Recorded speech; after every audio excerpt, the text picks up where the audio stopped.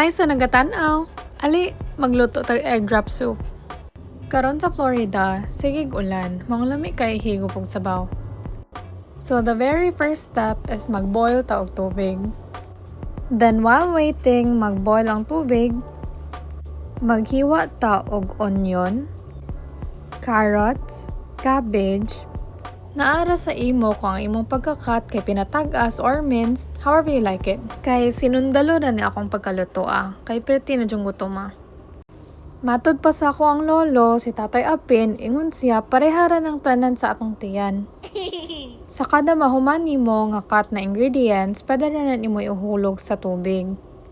Kaya para magkahinay-hinay na siyang kaluto, samtang mag-boil na jud siya, nara sa imo kung unsa ang imong gusto na kahumukon or kalataon.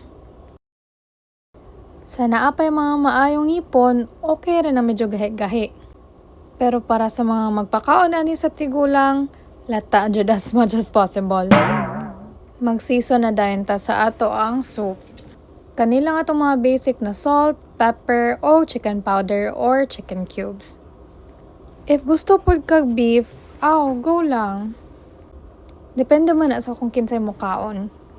Basta atong goal ani makahigop og sabaw.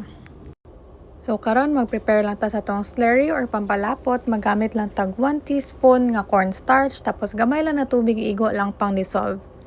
Then magbutang ta sa ato ang egg, nara si mo kung matilo nimo daan or i-drop lang jud nimo siya sa pot.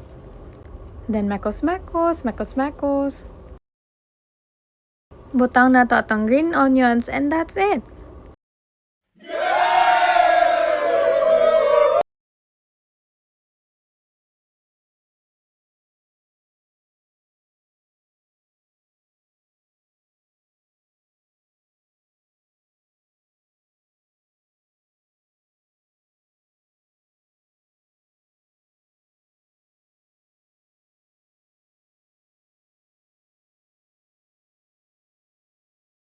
Samtang nagkaon ko, feel na ko naman dyan kulang.